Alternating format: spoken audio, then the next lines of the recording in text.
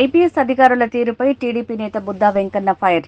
ముగ్గురు ఐపీఎస్ అధికారులు ముంబై నటిని చిత్రహింసలు పెట్టారు. విశాల్ గున్నే స్టేట్మెంట్ ని బట్టి సీఎంఓ కేంద్రంగా కుట్ర జరిగింది. జగన్ ఆదేశాలను పీఎస్ఆర్ ఆంజనేయులు అమలు చేశారు. అతని ద్వారా రాణా, విశాల్ గున్నే దుర్మార్గంగా వ్యవహరించారు.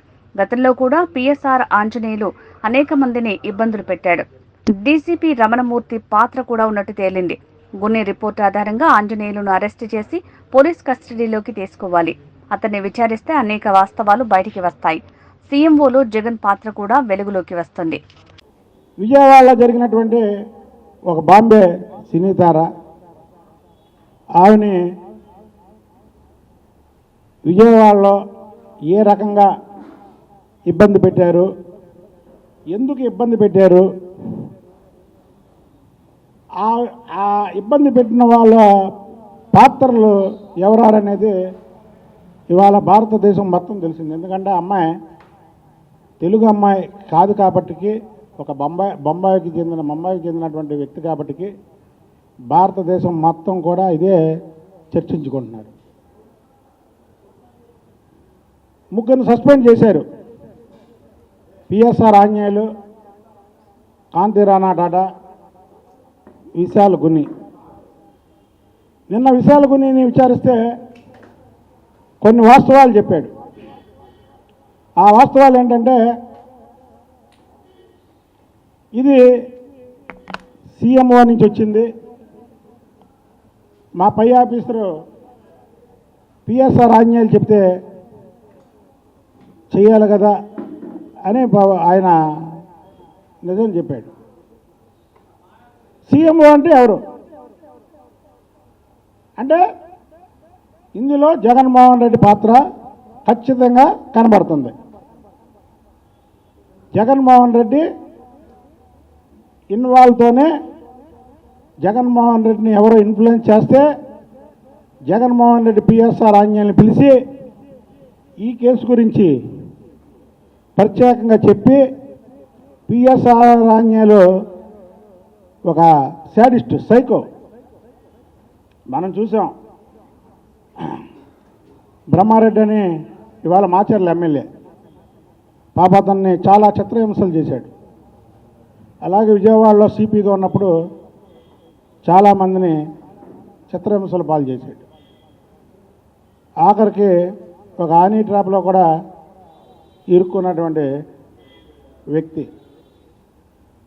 అలాంటి శాడిస్టు వీళ్ళందరిని పిలిచి వీళ్ళ మీద హుకుం జారీ చేసి వీళ్ళని వెనకేసుకొని వెళ్ళి, ప్రభుత్వం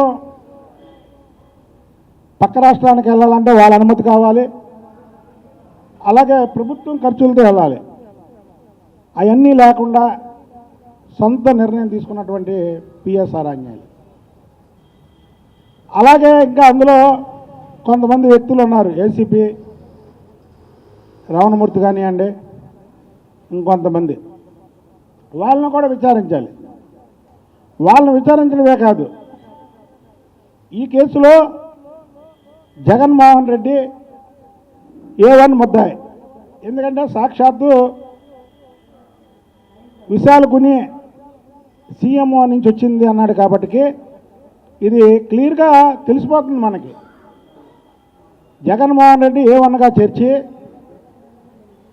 ముందు పిఎస్ఆర్ ఆంజనేయులను కూడా అరెస్ట్ చేయడమే కాకుండా, అరెస్ట్ చేసిన తర్వాత పోలీస్ కస్టడీకి తీసుకొని, ప్రజలు తప్పు చేస్తే పోలీస్ అధికారన్నా ఒకటే, ఐఏఎస్ అధికారన్నా ఒకటే, మంత్రి అన్నా ఒకటే, ఎమ్మెల్యే అన్నా ఒకటే, ఎంపీ అన్నా ఒకటే, సామాన్యుడు అన్నా ఒకటే. సామాన్యుల్ని ఈ కేసులో ఉంటే ఎలా ట్రీట్ చేస్తారో అలాగ పోలీస్ ట్రీట్మెంట్తో పిఎస్ఆర్ ఆంజనేయుల్ని కస్టడీకి తీసుకొని వాస్తవాలు వచ్చే వరకు ఆయన పోలీస్ కస్టడీలో పెడితే ఇందులో ఇంకా ఎన్నో మనకు తెలియనటువంటి, మీడియాకు తెలియనటువంటి ఎన్నో నిజాలు బయటకు వస్తాయి. ఇది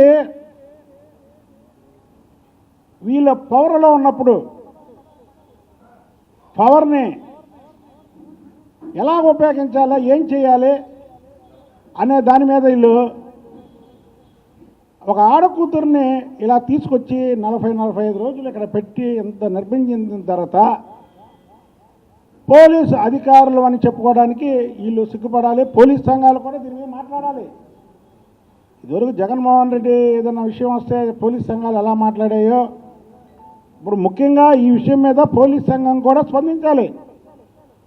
మేము కోరుకునే డిమాండ్ ఒకటే, ఎవరైతే ముద్దాయిలు ఉన్నారో వాళ్ళందరిని అరెస్ట్ చేయడమే కాకుండా ఇందులో జగన్మోహన్ రెడ్డి ఏ1 ముద్దాయిగా చేర్చడమే కాకుండా ఏదో ఒక మాజీ ముఖ్యమంత్రి ఆయన్ని చేరిస్తే ఏమైద్దని ఆలోచించకుండా దీని మీద సమగ్ర విచారణ జరిపితే ఆమెని ఎంత ఇబ్బంది పెట్టారో అందరికీ తెలుస్తుంది.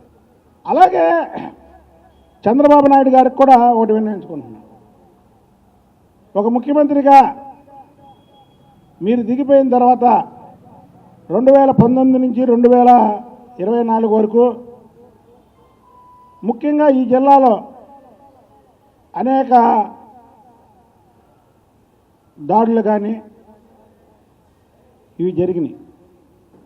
సాక్షాత్తు నందిగాంలో మీ మీదే రాయిసిరారు. ఆ రోజు మీకు త్రిట్లో ప్రమాదం తప్పింది. పక్కన ఉన్నటువంటి ఎవరైతే మీ పర్సనల్ సెక్యూరిటీ ఆఫీసర్ ఉన్నారో ఆయనకి సిఎస్ఓ గారికి తగలడం జరిగింది. అలాగే సెంట్రల్ నియోజకవర్గంలో గులకరాయి,